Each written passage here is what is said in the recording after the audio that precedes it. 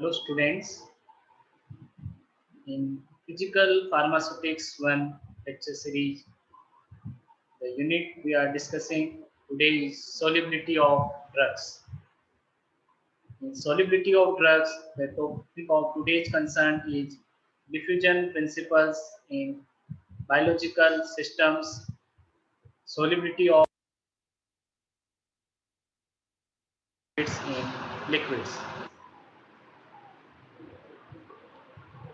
Different learning objectives of today's lecture is to study about the what is diffusion process, mechanism of diffusion, then types of diffusion, laws of diffusion, measurement of diffusion, then diffusion controlled release systems, and lastly applications of diffusion in biological systems.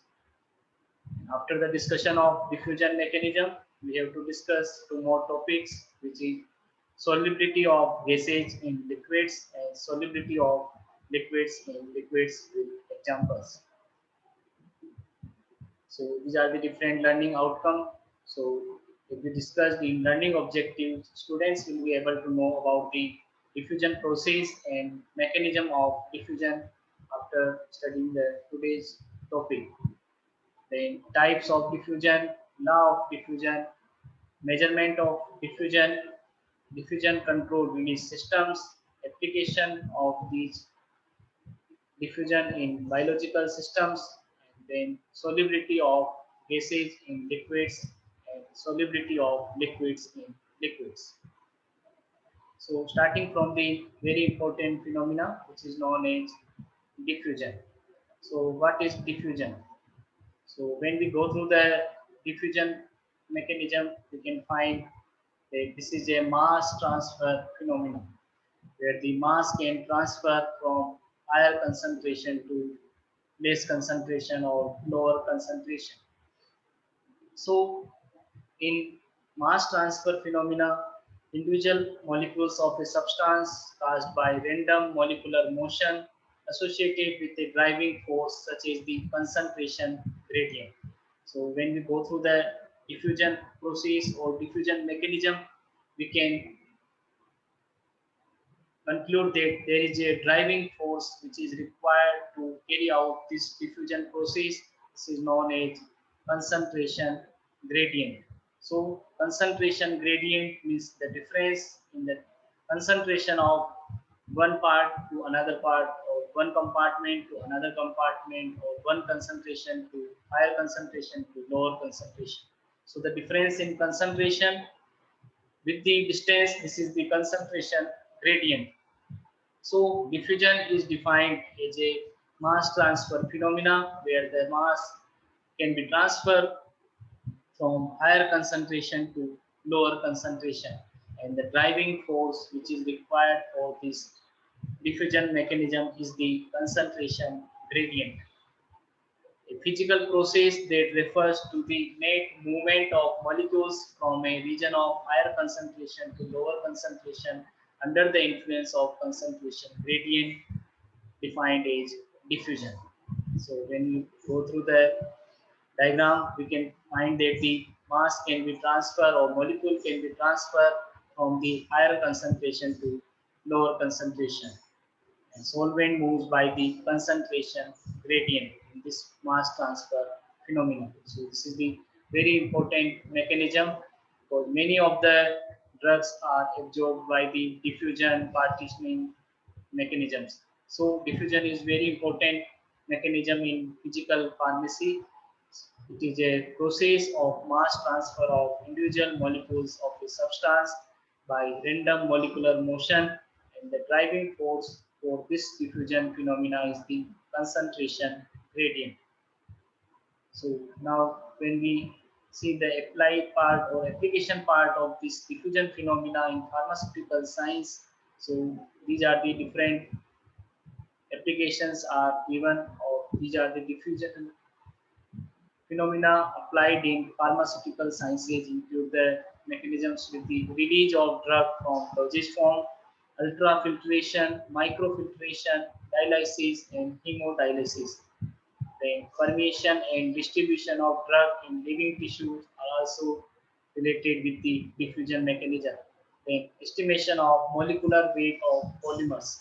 So now later after the discussion of these phenomena, different aspects, we will discuss about the different equations regarding the diffusion, and then we can see that how it is applicable in estimation of molecular weight of polymers.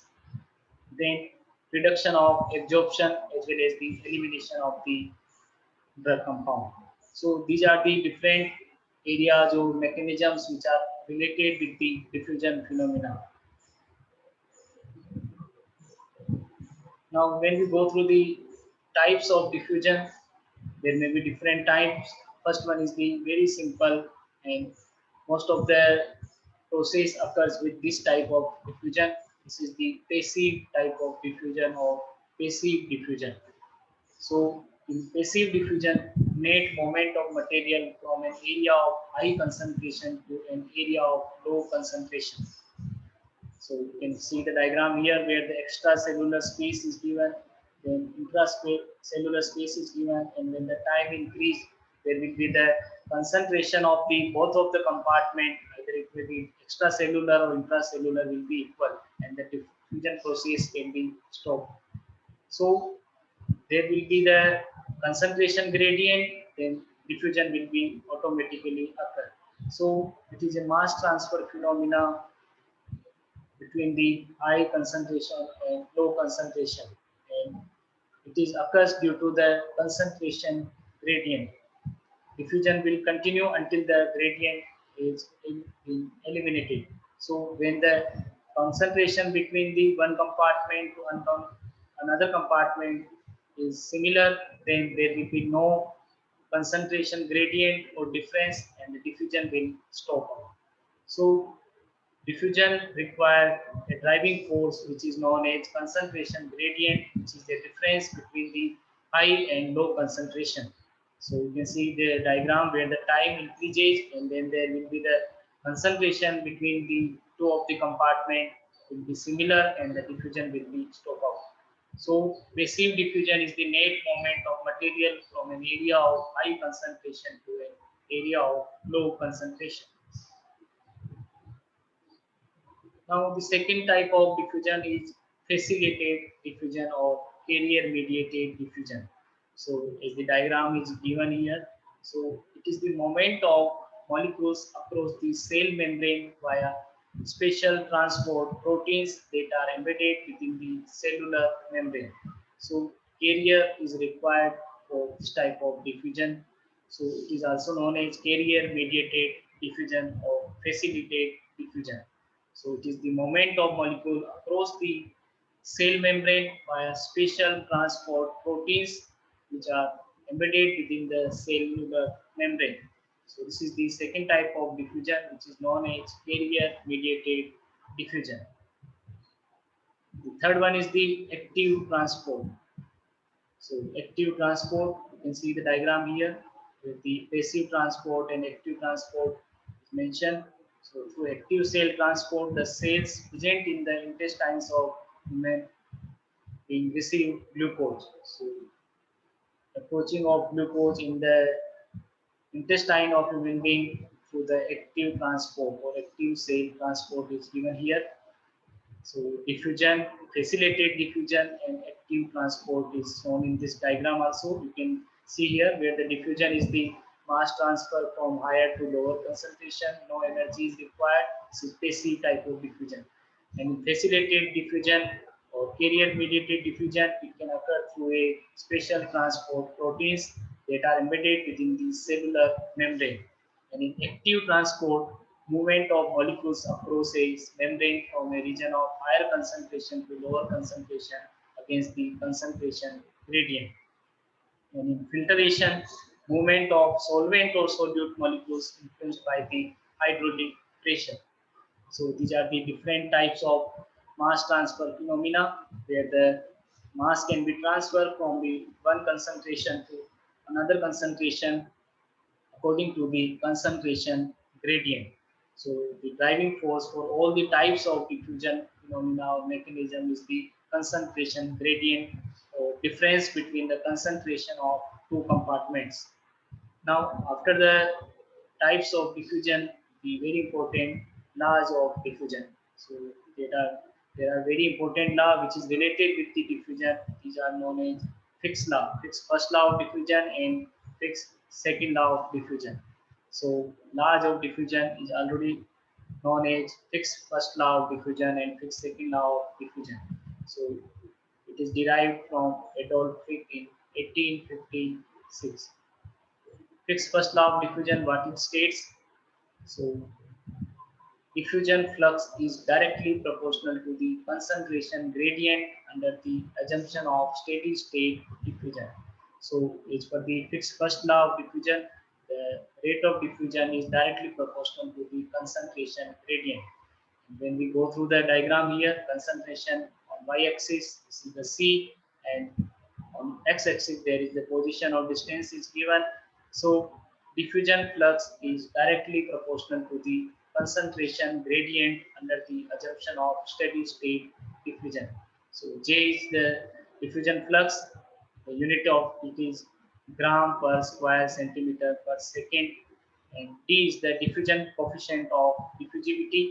So diffusion coefficient or diffusivity is the centimeter square per second, and dc is the change in concentration of material in terms of gram per cubic centimeter, and dx is the change in distance in centimeters.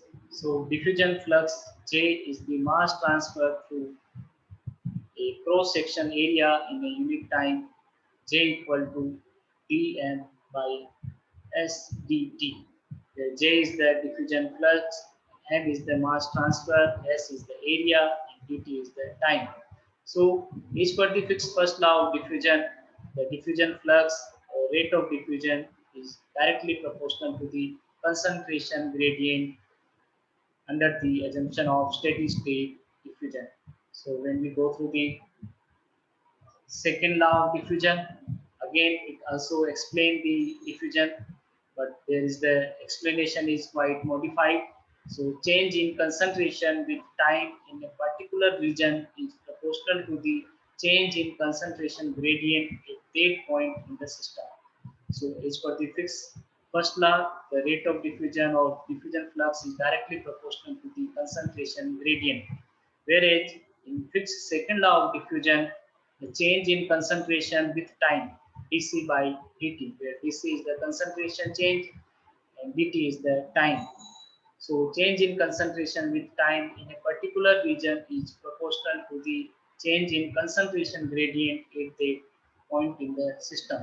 So you can see the diagram here where the two type of diffusion flux are given, J1 and J2, and the gradient is given also, and incremental volume is given, and position is denoted by X, and concentration is denoted by C. So dC by dt is equal to minus dJ by dx. Now, after the fixed first law and second law of diffusion, now how can we measure the diffusion or measurement of diffusion? So it is very important because in our research purpose, when we want to find out the diffusion rate or rate of diffusion of different compound, or when we want to study about the release pattern of different drugs, we can go through the diffusion cell, or it is also named as French diffusion cell. So it is widely used in the measurement of rate of diffusion. So it contains the donor compound, donor chamber, as well as the receptor chamber, and water jacket is given here to maintain the temperature. Sampling point is also given here, and the membrane is given here. So especially in the case of transdermal preparations, when we want to find out the release rate or release pattern of different dosage form, we can use the diffusion cell, which is named as French diffusion cell. So this is the measurement of diffusion cell, how it occurs. Now let us see the procedure. French cell apparatus contains two chambers separated by a membrane. Donor chamber consists of known concentration of solute, and receptor chamber contains fluid from which samples are taken at a regular interval for analysis. So when we go through the apparatus, we can find there are two chambers. One is the known as donor chamber, and another one is the receptor chamber.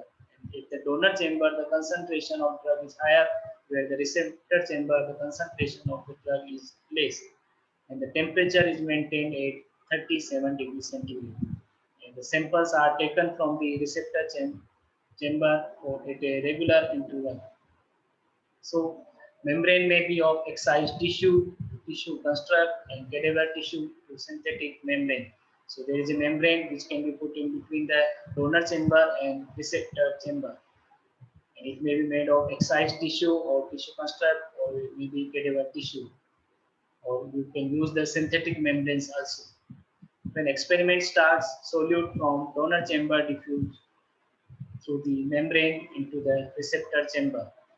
The molecules or mass can be transferred from the donor chamber to receptor chamber via membrane. From receptor chamber, solution is periodically removed for analytical purpose or for analysis. The test determines amount of diffusant that has permeated the membrane.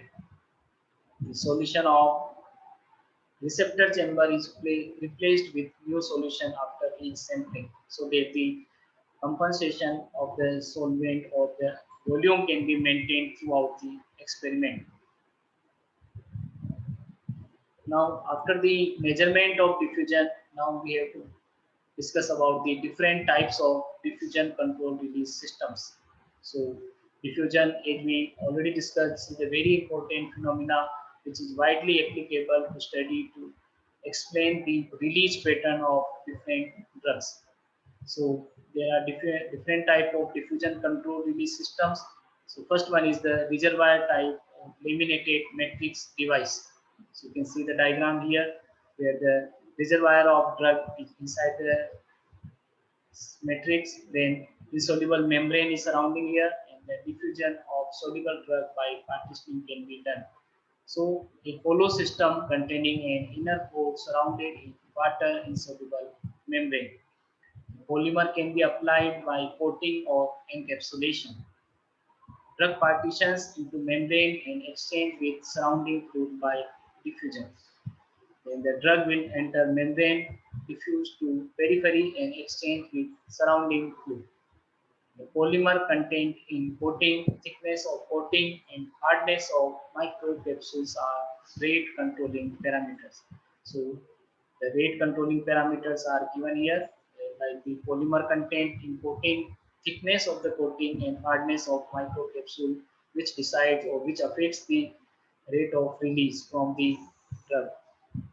Then release follow fixed first law of diffusion. As we already discussed about the fixed first law of diffusion, the rate of diffusion or diffusion flux is directly proportional to the concentration gradient. So release follow fixed first law of diffusion in this type of reservoir device or laminated matrix device type of system. Second one is the matrix monolithic devices. So this is the second type of diffusion control release system. You can see here at the time, initial time, the diagram is given here, and after T time, how the drug is diffused out. So you can see from this diagram, we can explain the matrix of monolithic devices. Solid drug is dispersed or distributed in an insoluble matrix. Outer layer of drug is exposed to bathing solution in which it is first dissolved. Then drug diffuses out of matrix. So first the outer layer of drug is exposed to our bathing solution in which the drug is already dissolved, and the drug diffuses out of matrix. The matrix diffusion systems are of two types, rigid matrix type or maybe swellable matrix type. So this is the matrix or monolithic device where the drug can be diffused out from this matrix system, and it may be made by rigid matrix system or maybe by swellable matrix system. So when we go through the different types of diffusion, we can find out the different devices or different system which can be based on the diffusion phenomena. So it is the very widely used principle which can be applicable in the research study for the different release pattern of drug form dosage forms. So this is all about the one part of our today's chapter, diffusion, its mechanism, its control systems, and then application part of diffusion. Now, after the discussion of diffusion phenomena, the second part of this chapter is solubility of gases in liquids and solubility of liquids in liquids. So when we go through the solubility of gases in liquids, first of all, we have to again see the types of solution. So solutions of pharmaceutical importance include gases in liquids, liquids in liquids, and solids in liquids. So we have to discuss one by one. First one is the solubility of gases in liquids. Gases are defined as the substances that can expand freely and fills the space. Definition of gases is for these. Their nature, it is defined as the substances or material or fluids that can expand freely and fills the space. It is one of the four fundamental states of the matter. Others are like solid, liquid, and plasma. Gases do not have a fixed state. So these are the characteristic features of gases. A pure gas comprises of individual atoms like a noble gas like neon, elemental molecules having one type of atoms like oxygen, or compound molecules made by from a variety of atoms like carbon dioxide. So pure gas comprises of individual atom where the elemental molecules and compounds molecules made from a variety of atoms. And gas mixture contain a variety of pure gases, much like the air. So gas does not have any particular shape. Molecules in the gases are attached together by weak electrostatic forces or van der Waals type of forces. Gas molecules are very loosely packed as compared to solids and liquids. So these are the characteristic features of gas state. And what is the role of these features? Now let us see. So this means that the molecules in gases are very far apart from each other and are attached together by weak electrostatic forces or van der Waals type of forces. Now when we go through the solubility of these gases, now let us see. The solubility is the maximum quantity of solute that can dissolve in a certain quantity of solvent or quantity of solution at a specified temperature or cases of gaseous solutes, pressure also include. So solubility, which can be defined as the amount of solute that can be dissolved in a particular quantity of solvent at specified temperature and pressure. Now, factors affecting the solubility of gases in liquids. So, what are the different factors which decides the solubility of gases in liquids? First one is the nature of gas and the nature of solvent. The gases which are easily liquefiable are more soluble than other compounds. So, the gases which are capable of undergoing a chemical reaction with water are relatively more soluble in water than any other type of solvent. So some polar gases like ammonia, hydrogen sulfide, H2S, whereas non-polar gases like diatomic gases like oxygen, hydrogen, nitrogen, CO2, etc. So the gases which are capable of undergoing a chemical reaction with water are relatively more soluble in water than any other type of solvent. So effect of nature of gas on solubility. So polar gases are more soluble in polar solvents like water. So like dissolves like statement works here. Polar solute or polar gases are more soluble in polar type of solvents like water. Non-polar gases like oxygen have less solubility in polar solvent. Then next effect is the effect of temperature. So in the case of gases, solubility decreases as the temperature increases. So unlike the solid in liquids where the solubility is related with the temperature.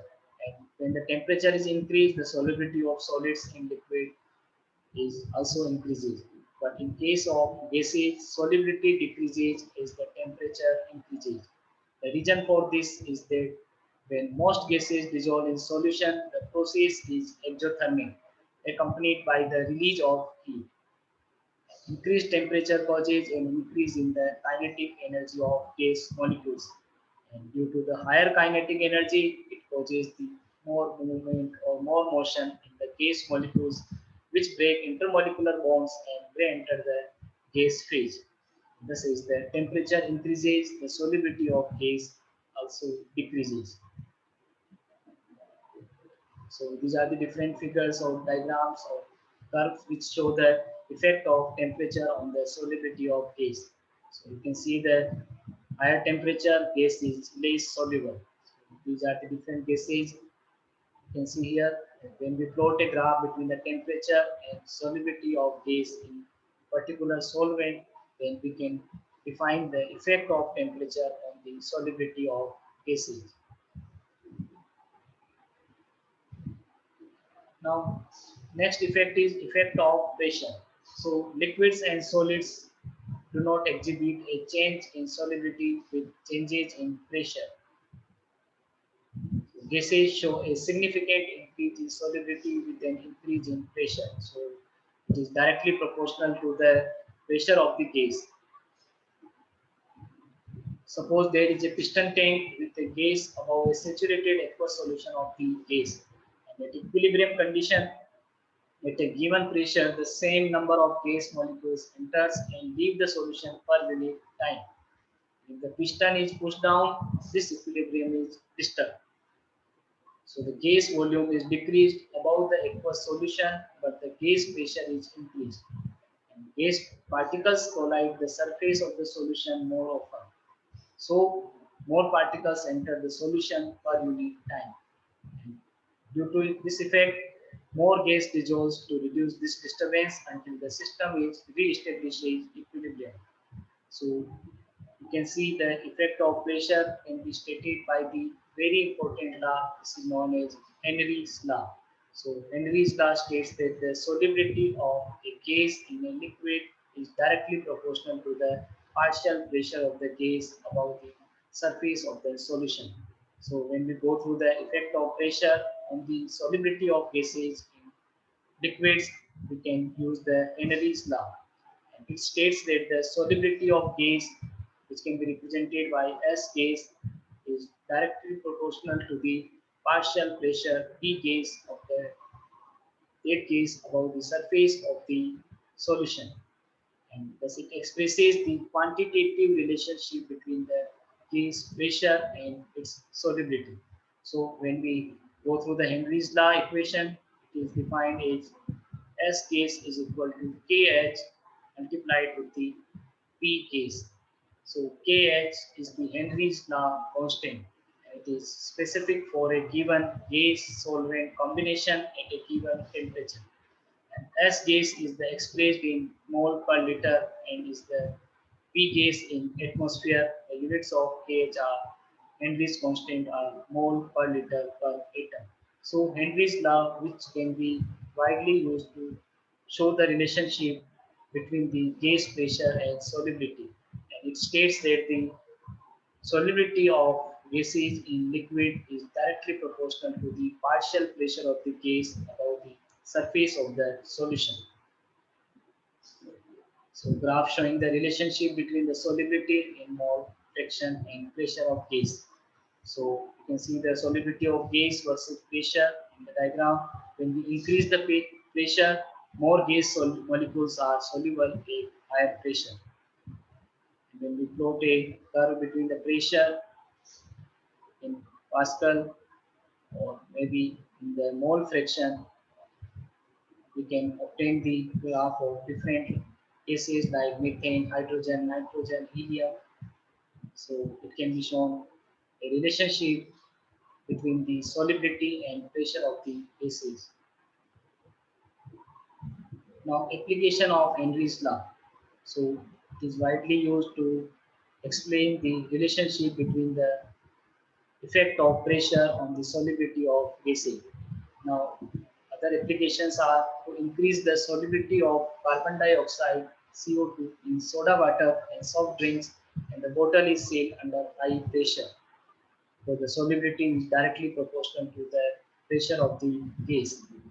The tanks used for scuba divers are filled with air diluted with helium to avoid the toxic effects of high concentration of nitrogen in the blood.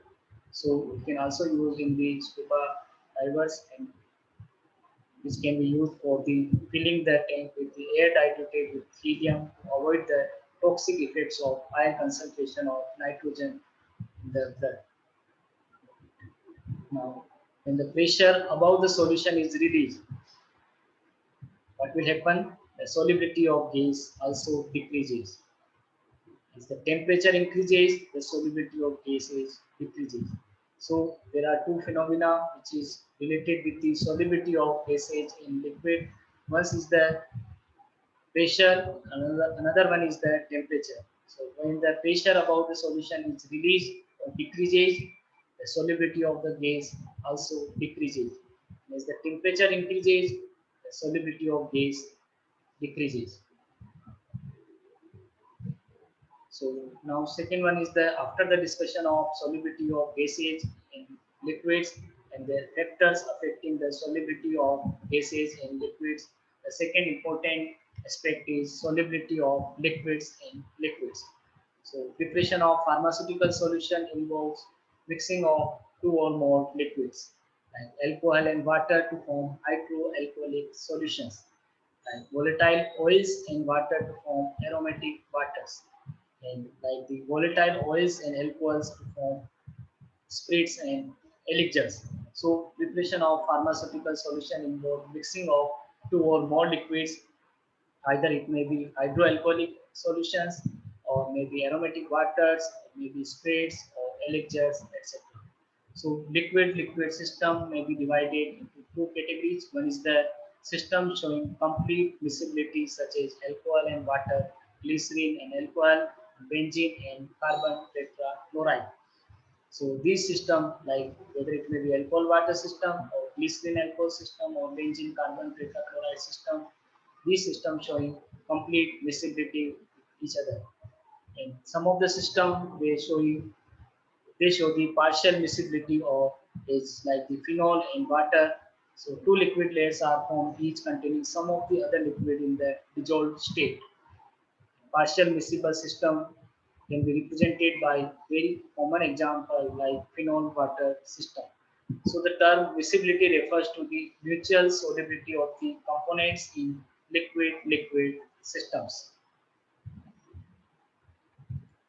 So when we go through the solubility of liquids and the complete miscibility, so complete miscibility occurs when the adhesion forces between different molecules is greater than the cohesive forces between like molecules. So the force between the solute and solvent is much greater than the cohesive force between the solute molecules and solvent molecules. Then there will be the completely miscibility occurs due to the great interaction between the solvent and solute molecules. Polar and semi-polar solvents such as water and alcohol, glycerin and alcohol and acetone are said to be completely miscible because they mix in all proportions.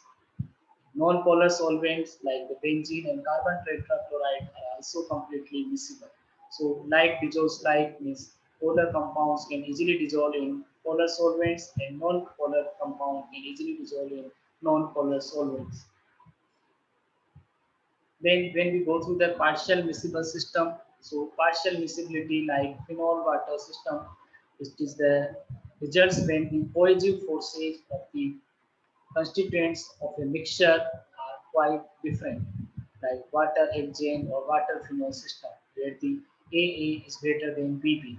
This the interaction between the solvent molecules is greater than the interaction between the solute molecules. So cohesive force of the constituents of a mixture are quite different. When certain amounts of water and ether or water and phenol are mixed, two liquid layers are each containing some of the other liquid in the dissolved state. So when we mix the water phenol system, you can see that there are formation of two liquid layers, and in each layer you can find that each containing some of the other liquid in the dissolved state. So some of the water can contain the phenols, and some of the phenol can also contain water also. So the conjugated systems or conjugated layers can be formed, especially in the case of partially miscible system. The effect of temperature on the visibility of two components liquid is expressed by the phase diagram. So phase diagram, when we plot the diagram to show the effect of temperature on the miscibility of two component system, it will be known as phase diagram. So in the phase diagram of two component liquids, the mixture will have an upper critical solution temperature as well as the lower critical solution temperature. We will discuss both of the CST values, critical solution temperature, and their importance in very detail in our further lecture. Now, three component system, the phase diagram is given here, where the peppermint oil, polyethylene glycol, and water system is given here. So another type of three component system where the miscibility and immiscibility is also showing, like isopropanol, water, and methyl salicylate by percentage weight. So this is all about the solubility of liquids in liquids, which is important regarding the critical solution temperature and their determination. And we will discuss the application part of this critical solution temperature in our next lecture. Now, the solubility of solids in liquids. So in previous lecture, already we discussed about the solubility of solids in liquids and factors influencing the rate of solubility of solids in liquids. But for application part of for the explanation of solids in liquids, the solubility of solids in liquids depends on two factors. One is the nature of the solute in solvent, and the second one is the temperature. So these are the two important factors which is capable to explain the solubility of solids in different liquids. So in general, like Dijon like statement, where the polar solute dissolve in a polar solvent and a non-polar solute dissolve in a non-polar solvent.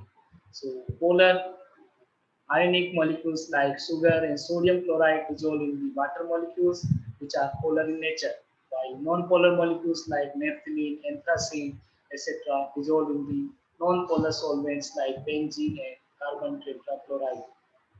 The solubility of ionic compound is the result of strong electrostatic interaction between the ions of the solute and the polar molecules of the solvent. So, where the interaction is higher, then there will be the extent of solubility is higher. So, solubility of ionic compound is the result of strong electrostatic interaction between the ions of the solute and the polar molecules of the solvent. And the solubility of non-polar solute is the result of similar solute-solvent and solvent-solvent interactions. When a solid solute is added to a solvent, its concentration in the solution increases, and this process is known as dissolution. So, what is dissolution? Means it is a process when the solid solute is added to a solvent and its concentration in the solution increases. This will be known as dissolution method or dissolution process. On continuation of this process or on continuous addition of the solute, there will be come a state where no more of the solute can be dissolved in the solvent at a given temperature, and such type of solution is called a saturated solution. So saturated solution contains the maximum amount of solute compound at the equilibrium condition. The state of dynamic equilibrium is reached between the solute particles going into the solution and the solute particles separating out. The concentration of the solute in such a solution state, it is known as solubility. So when we go to the simple definition of solubility, as we discussed in our previous chapter also, it is the maximum amount of the solute that can be dissolved in a particular solvent at a specific temperature. Any more solute is added to a saturated solution, then it gets separated out and then it will be called as precipitation process. So precipitation will occur after the addition of more solute. A solution in which more solute can be dissolved at a specific temperature is called an unsaturated solution. So by increasing the amount of solute, we can make the saturated solution into the unsaturated solution and precipitation can be carried out. So when we go through the temperature, which having the very crucial role in the solubility of solids in liquid, so heat is required to break the bonds, holding the molecules in the solid together. At the same time, heat is given off during the formation of new solute-solvent bonds. And if the heat liberated in the dissolving process is greater than the heat required to take the solid apart, the net dissolving reaction is known as exothermic type of reaction. So when the heat is liberated in the dissolving process, then it will be known as exothermic type of reactions. As per the Le Chatelier principle, for an exothermic dissolution process, an increase in temperature inhibits the dissolution reaction since excess heat is already being produced by the reaction. And if the heat given off in the dissolving reaction is less than the heat required to break the solid apart, the net dissolving reaction will be the endothermic reaction. And as per the Le Chatelier's principle, for an endothermic dissolution reaction, more heat facilitates the dissolving reaction by providing energy to break the bonds in the solid.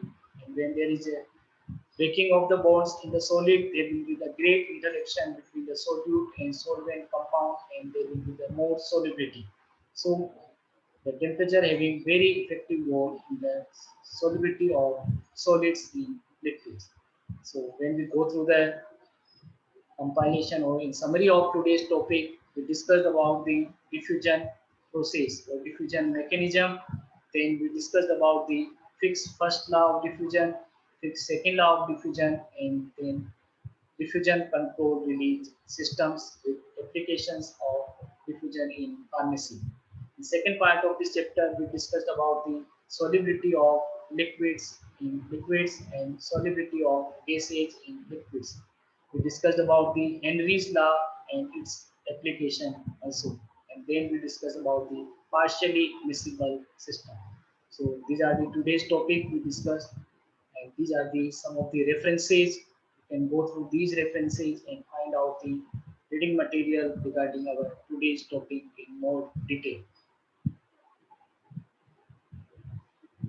Now, in which part there are some short answer type of questions, and then we will try to solve the MCQ type of questions. So first is what is diffusion? So after completion of today's chapter, I hope students may be able to give the answers of these type of questions which is included in our quiz section. So what is diffusion? What is Henry's law? So what is Henry's law states and what is the Henry's law's application can be easily understand with the application of Henry's law in our today's chapter. Then classify the mixtures based on solubility of liquids in liquids. We can classify the different mixtures based on the solubility of liquids in liquids, as we seen in our today's chapter with different examples. They give the role of temperature in solubility. So what is the basic role of temperature? How it is affects the solubility. Like what is fixed law of diffusion and its application? So you can go through the fixed first law of diffusion and write the equation and its application. Now, when we go through the different multiple choice type of questions, you can see here on a phase diagram an isotherm indicates which of the following. So when we go through the phase diagram, it is same.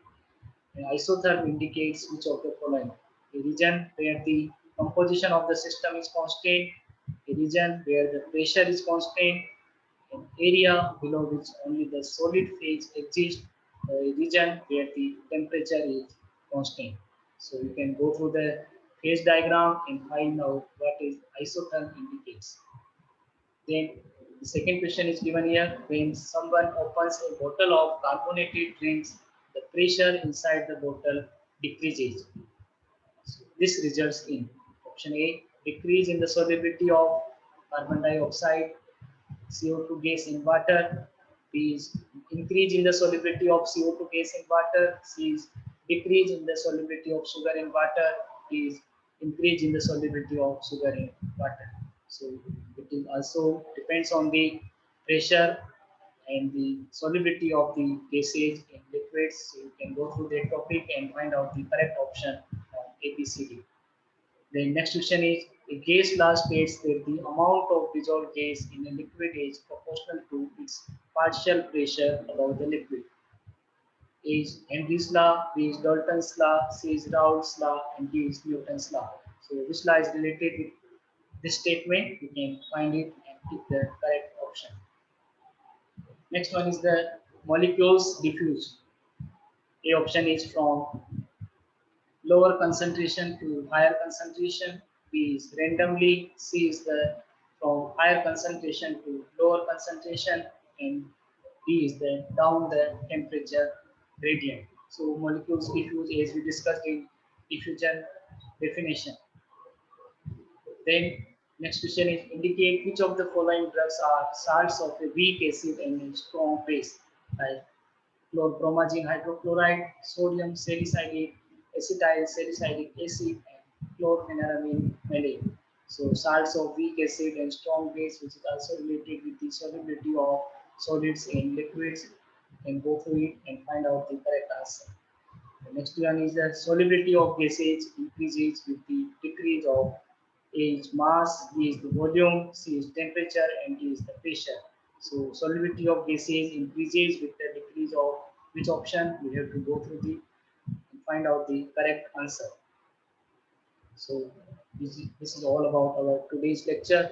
Please go through the chapter and find out the correct answers of